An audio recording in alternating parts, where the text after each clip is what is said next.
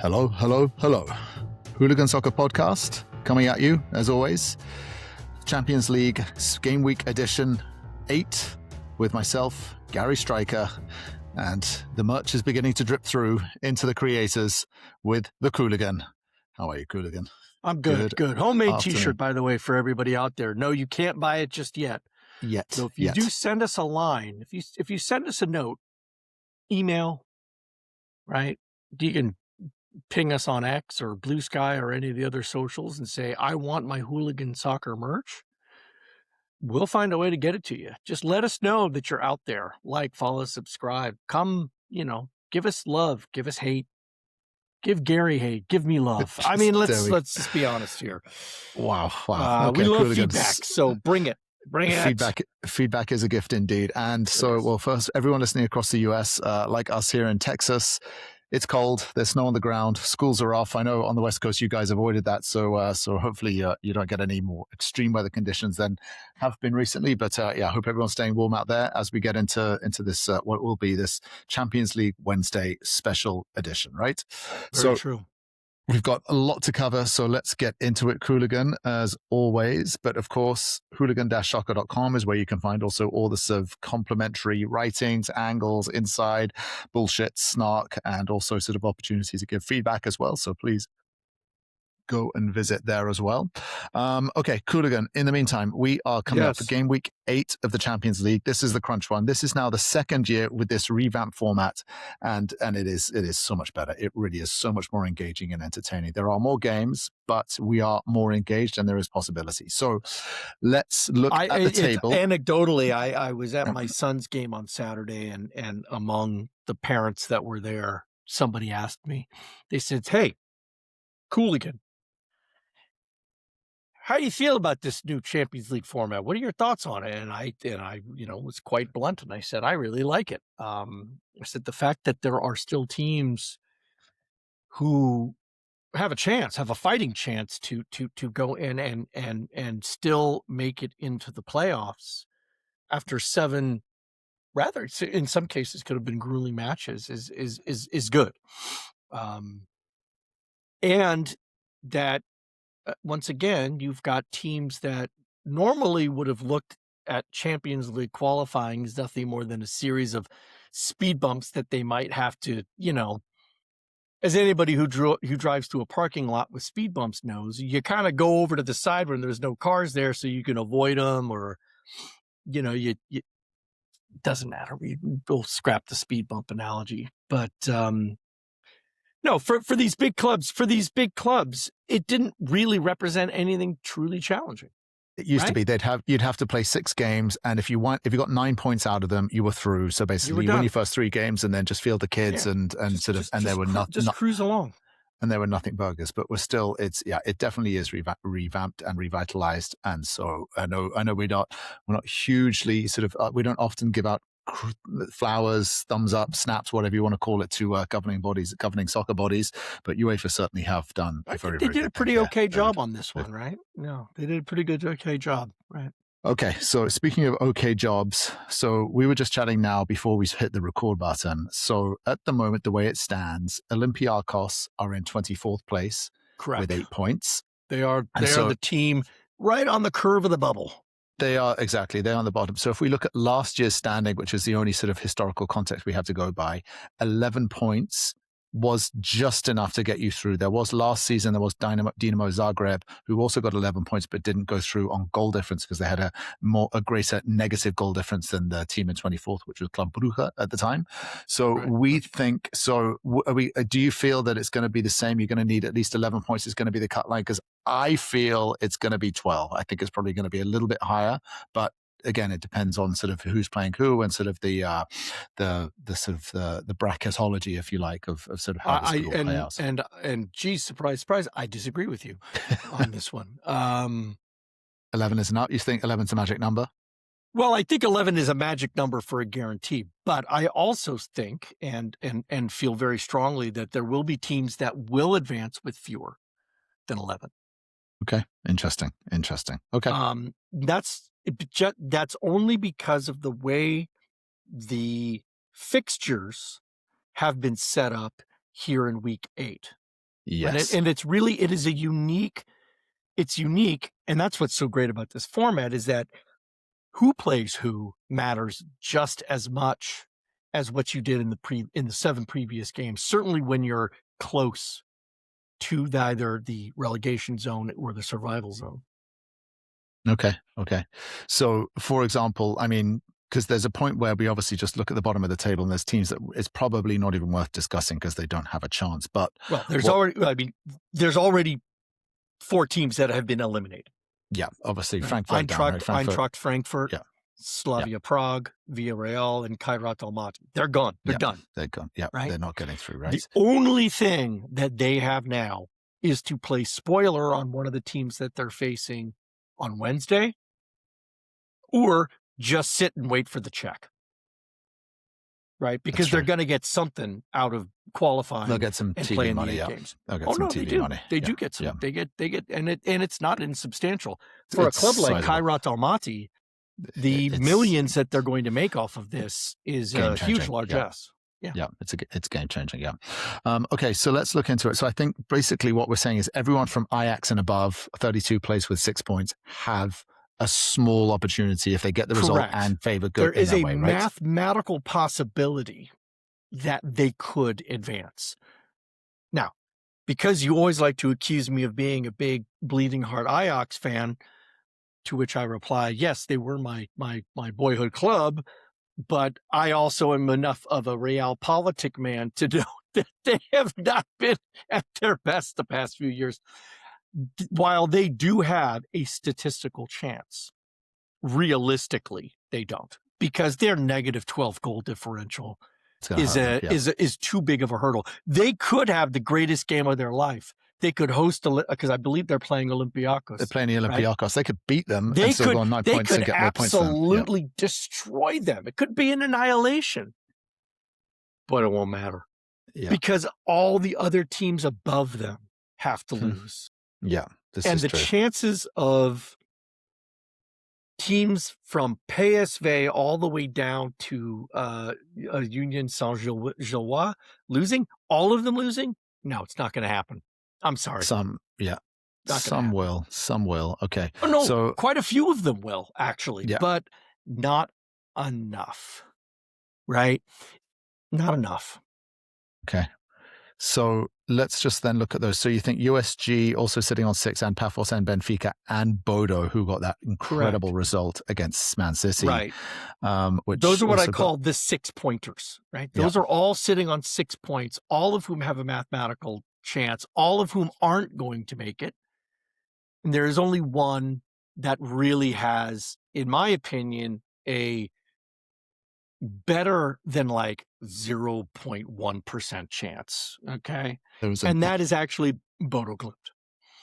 By virtue of their win against Manchester City, and by the fact that they have -2 goal difference. Yes, they have actually been one of the better teams in terms of maintaining a good goal difference. They're only at -2. Hey, this is an opportunity. Of course, the big hurdle for them is they have to travel to Atletico Madrid and play there. Against an Atletico Madrid team who is sitting in 12th place. They need those points as well. Yeah. Everything to fight for. They're the kind of team where the expectation is that they actually auto-qualify getting into the top 8 as well. So having to go through the knockout phases is not going to be hugely popular for them. So they're going to come. They're not going to feel a B team. They are going to gun for it. Atletico absolutely are going for it for sure. I mean, you're going into the Metropolitano, right? With Simeone like giving you all the crap and the fans and the noise and everything. It's a far cry from the Arctic Circle, right? They can bring as many toothbrushes as they want, but the Bodo Glimt fans it's not going to be a clean sweep for them. If it was, by the way, if they do win, I hope if they do win, I just hope that other teams have the decency to lose, that they can go on to the next round. Come on, people, give a little love to the Give give a them a little chance, love to the Bodo. Norwegians. All right, I mean, would you say that they're this year's Brest? Because last season Brest obviously sort of captured everyone's imagination. This tiny little sort of is it Norman town, right? And And they they're did well, even and they more, qualified. but they're even more of a a feel good story than Brest was. I mean, Brest was cool. Yeah. Bodo, and here's the thing. Bodo is now having its second season where it's like this, because last season, of course, they were in the Europa League and they made it all the way into the semifinals. They did get to the semis, didn't they? They did very well. I mean, well. that by itself was a run that put them on the map. Nobody had heard really, of Bodo Glimt prior to that, and it became certainly went onto my radar. So yeah, it could happen for them. Yeah. But let's be frank with all the rest of the clubs. Benfica, they're cooked. They've got Benfica. They have an even harder task. They got to go to Real Madrid. And Real actually cooking. They're going fine as well. But there's a sort of a history there, isn't there, with Jose Mourinho being the manager of Benfica now and obviously managing them. Benfica are in trouble. And then if you look at Club Brugge, they're playing against Marseille, and Marseille need the points as well. Marseille are on 9 points as well. Well, so they're not going to let that that's one of the big. This is one of those what I call a switcheroo match, right? Mm-hmm. Because if Brugge win, all of a sudden it's Marseille that's down. Brugge sit on 10 points and could sneak in, right? That's the one sneaker club. Yes. The other two above Brugge are Napoli and Copenhagen. And Barcelona, and Copenhagen's playing Barcelona. So again, that's where these matchups happen. So Barca for all of these clubs. And just to jump in there, Barcelona are in 9th place as well. So they also expectations are they want to get up into that top 8 and that automatic qualification. So none of these teams are going to roll over. And then Napoli, same for Chelsea. They're playing Chelsea, and Chelsea know that if they win, they can inside the top 8 and get that also quality as well. So again, none of the clubs in the lower areas have easy tasks. And that's what makes this so appealing, right? Napoli, Copenhagen, Brugge, Bodo, some of them will do difficult draws. There will be an upset here. There will be an upset. Just the question who. Absolutely. And I hope it's not Napoli. But that's a personal biased opinion. I'll give you that. I'll give you that. Sure. Okay. So then let's look at sort of then the middle of the pack and just looking through them as well. You've got Olympiacos who are playing Arsenal. You don't have much hope just the way Arsenal have been playing. No. I thought Olympiacos is playing Ajax. I'm sorry. You are exactly right. Call me out. Sorry, I'm confusing the two the structures because the next game to that they were next to each other on the list that I have. Olympiacos has got to be upset because if they were playing early form Ajax, this would be a walk in the park. But this Ajax now, they found something and they're better. They are not the Ajax that was basically getting their ass whooped every Champions League fixture. Johnny Heitinger Ajax. Now this is sort of Jordi Cruyff as technical director, sort of new era. Going in as well. It's Fred. Who's the manager? Fred. What's Grimm. his name? Grimm, that's it. Yes, they've got Grimm. No, Grimm. I mean it's they got Grimm in more ways than one. I certainly think that the appointment of a new technical director who has all the power over hirings, firings, and transfers. As a player, you've got to start thinking to yourself, okay, your thoughts and opinions about Jordi Cruyff as a player aside, his name carries such gravitas. The name still carries. The stadium everything. is the Johan Cruyff Arena after his dad, right? So That's correct. It carries a lot there. Yeah. So Ajax, I'm a big sort of fan of the way Ajax do sort of operate, and obviously they have sort of they've won this competition. I believe it's twice they've won this competition. Is that right? Definitely once in '95, right? Twice, isn't it? Yeah. So again, bringing youth through, and obviously sort of being very good there. I do hope Ajax do it. And I mean, this is an interesting side note, and probably nobody really cares, but I have actually played against Jordi Cruyff in the Netherlands. Did you nutmeg him at least? Please tell me you nutmegged him. Oh, no, he scored against me 5 times. I was the goalkeeper. So he scored 5 goals against me. So, I mean, Jordi, you might remember it was a very, very cold, it was an extremely cold, miserable day in Den Haag. And Yeah, he scored 5 goals against me. I believe the What final was it score like? was 8-0, but What was it like playing against him? Because obviously you would have known who he is. I'm well, guessing you would have known that as Johan Cruyff's son, right? Yeah. he was much younger and smaller. He was the smallest kid on the pitch. And listen, this was international school play. This was not high level club anything. He was clearly the best player out there, and yeah. I do remember afterwards he came up, he shook my hand because I made a number of saves, to my credit. So it could have been more But than he 5. also scored a lot. He came up to me, shook my hand, and said, "Well done." And that was, very nice. So did he have to do that? No. Didn't have you down as a goalkeeper, Qooligan. I thought you would have been a rugged centre back who was throwing at dirty, choppy shackles. But Can I just say this? It's because I was the only American. That's why they put me in goal. They're like, "Oh, you must know how to use your hands." Makes sense. Okay.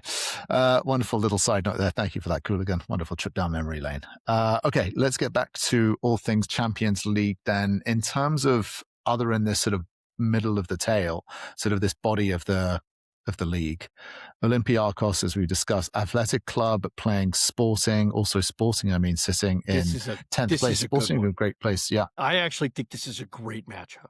But if we're saying the cut line is 11 or below, Sporting are fine, right? Who are playing, of course, playing. I think they're safe. I don't think Sporting has. Sporting are good.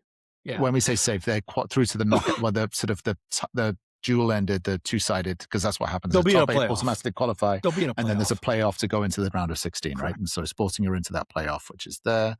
Yeah. As much as everybody wants to be in the top 8, truly all you need to be is 24th or above. And this is true. You've lived on. And to quote Thierry Henry's point in the last game week as well, it's like you don't need to be in the top 8 to be there. What matters is being in the final. And look at PSG; they just crept inside last season and then turned it on and then went on to win it. So that's very true.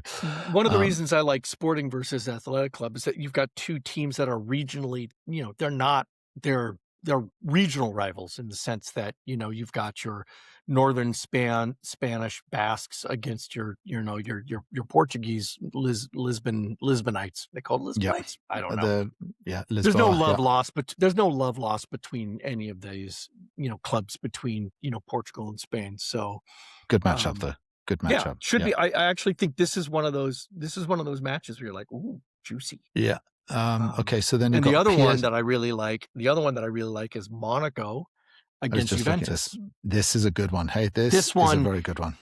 This one's huge. Mm-hmm. It's absolutely huge. More for Monaco than it is for Juventus. Juventus sitting on 12 points again.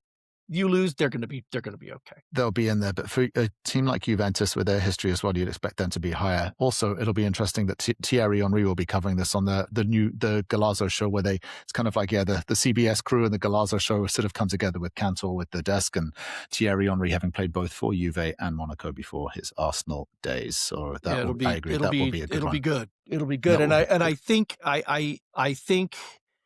Monaco's had a real topsy-turvy run, and I'm not sure how they're necessarily going to, pull it out, but they're at home. That's the one advantage. That is, Juve. Let's see how it plays. Juve looking good, yeah. Leverkusen on 9 points as well. Probably need a result. They absolutely need a result. And then Leverkusen, Bayer Leverkusen, who are they playing against? I'm sorry, I lost that for a second. They're playing Villarreal. Not dead last, but close to dead last. This is true. Yeah, this is. I think Bayern Leverkusen could not have asked for a better fixture. It's theirs.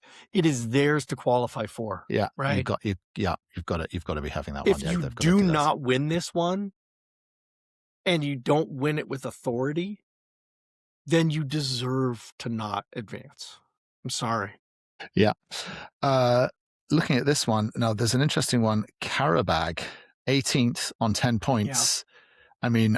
I would not have had Karabag going through here at all. But the problem is they've got Liverpool at home, so they're going to come and they're going to bring all of it, whatever it is, to Anfield and try and get a result. Liverpool are pretty sort of safe already. I imagine they're probably automatically qualifying. But Karabag again, 10 points. If they lose and everyone else jumps up as well and gets 11 points there, they've got so close and then threw it away at the end. So that's going to be a fun one. Let's also not forget that Liverpool, they actually have a ton to play for here. They're sitting in 8th right now. They're not guaranteed a top 8 spot. Liverpool are sitting in 4th in this Champions League, just to confirm. Just check your whether you've got your home away form maybe up, but they're in 4th on 15 points. Right. Yeah, they are. Now, this is probably They're only still, saving grace. No. But I stand by what I said. While I was wrong about their placement, I am absolutely correct about what this game means, and here's why. There are 8 teams sitting on 13 points. Yes. 5 of those teams win. They lose. They go down into playoff, which they cannot afford. They cannot afford 2 extra games. I really feel for Arne Slot because objectively, he's not doing that badly. He's not doing that badly. He's just had a bad run of form after an incredible first season. And the vultures are circling, and Xavi Alonso's name's been shouted, sort of whispered around like there's a new mistress in town. But yeah, you're right. And so this will be another game. I will say what is interesting about this I found is normally every single Champions League game week, if Chelsea are playing, I will watch that game exclusively. But if I'm not, if it's the other game week, I'll have the Galazzo show on just to catch it. This game week, I will be watching the Galazzo show. I will not be sort of exclusively watching Chelsea. There's so much going on there. You have to. No, it's so true. You do.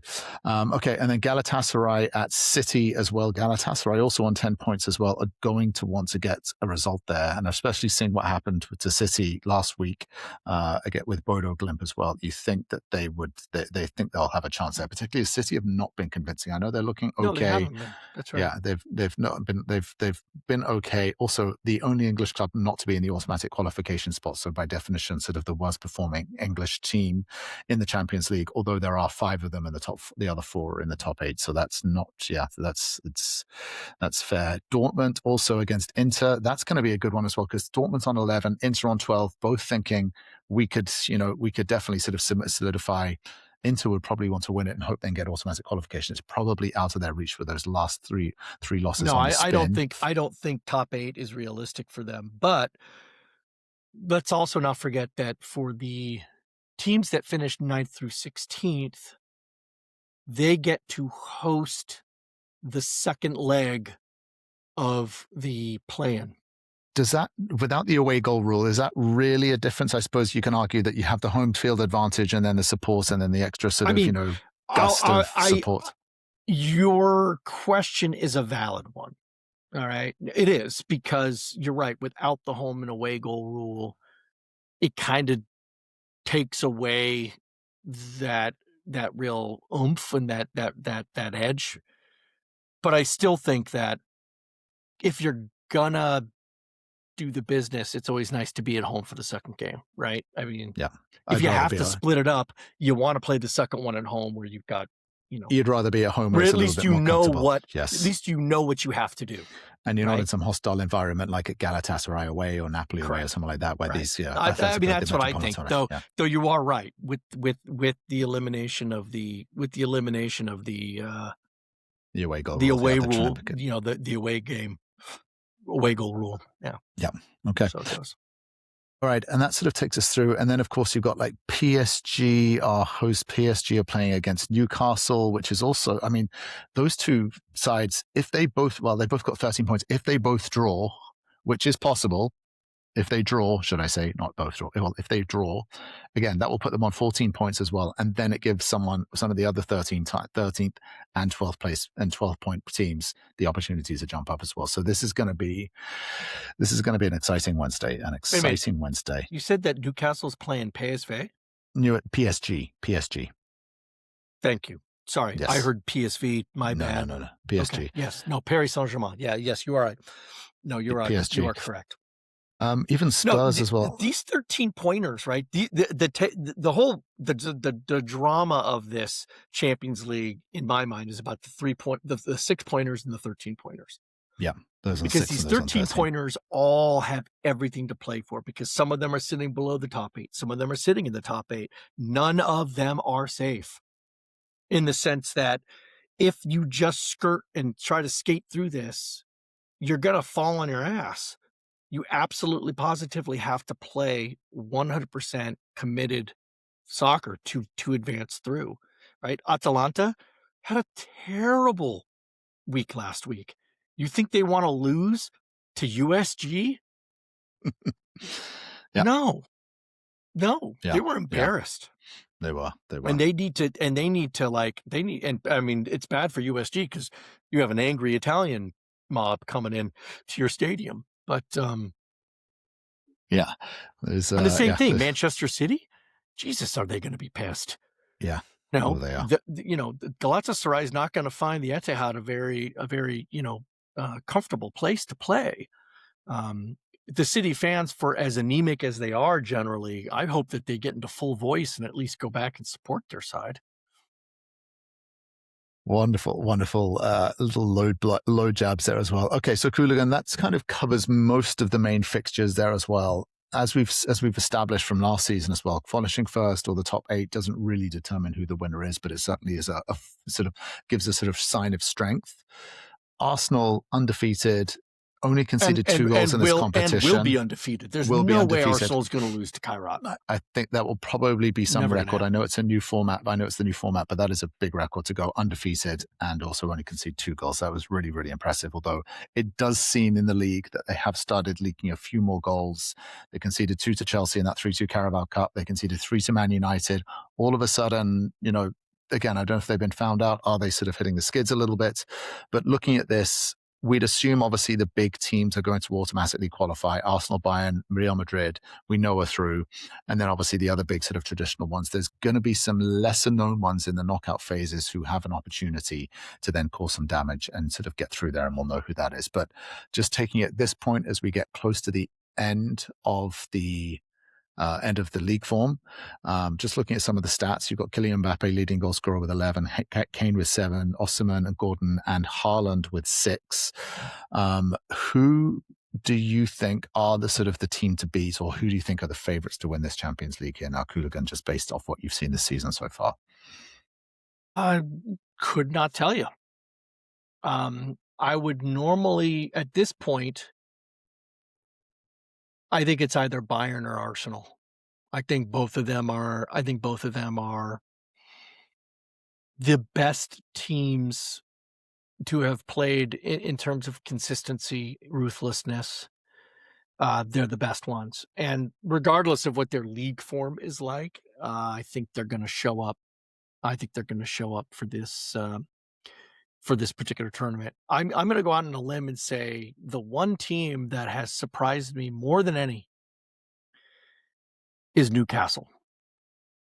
I mean, this is a side whose league form is really not great. And yet they're just, if they beat PSG on this game week and they move themselves into the top 8, all of a sudden I think people have to go, holy shit. We got to watch we're going to have to look out for these guys. Yeah. Okay. That's my big surprise, right? Of all. And I think, but I ultimately believe that we're going to have either Arsenal or Bayern in the final. And if the brackets are favorable, they won't meet until the final, which would be a great rematch. Thing. Yeah. That's the other thing as well, the brackets and the way and I haven't looked at the brackets and I haven't seen what that well, we don't know what it will look like because, that would be an awesome one. And look, as it gets, this is also when it gets interesting, the round of 16, and then obviously you get to the quarters and then the semis, and it's just pure sort of the best of the best of the best. It really is. I still don't think you can write off PSG. Again, they seem to be sort of late showers in a way. Back half of the season, they'll turn it on. I still do have... I've actually sort of gone ahead and through Polymarket actually placed a bet. I got 16 to 1 plus 160 for Chelsea to go and win the Champions League for my... Did you now? Hoodoo, my hoodoo of the last 2 times they have won it. Just to clarify, the last 2 times Chelsea have won the Champions League, they fired their manager mid-season. It has happened. Now, there have been other times. There was also the third time when they also got to the Champions League final. They also got there because they also fired their other manager mid-season, but didn't win it. I think they fired Scolari, I believe it was, and I think they fired Scolari, and then Avram Grant went in and they got to the final. That was many years ago. So the 3 times Chelsea have got to a Champions League final, they fired their manager mid-season and gone on a run. Well, I mean, look at you. Well done on your on your Chelsea history. Bias coming through. Obviously, we know being a Chelsea fan, but there's a lot of hope in there as well. Of course, there's nothing strategic about the thinking there. I think that's just a pure sort of dumb luck, but we'll see what happens and how they turn her out there. I do also think Inter, who were last season's finalists, and got absolutely, remember, they got steamrolled by PSG. I think they're also going to be dangerous as well. And then Barcelona as well. Barcelona, if you remember, it was Barcelona knocked out by Inter, and then Inter went through to the final to play against PSG as well. So we're going to have some good ones. These are all the traditionally strong clubs that show up for these tournaments. None of that surprises me. Yeah. Makes sense. Okay. Well, Qooligan, that brings us up to 30 minutes as always. So I think let's pause it there. We will both be watching the Golazo show, the sort of the hybrid Golazo show with the sort of the traditional panel on CBS as well, which is always fun to watch. It's going to be exciting, and we'll be picking it up for it. But as always, hooligan-soccer.com to go out and find out where all the writings are and all of the other insights. Until then, we'll be back later on this week with a Premier League special. Peace.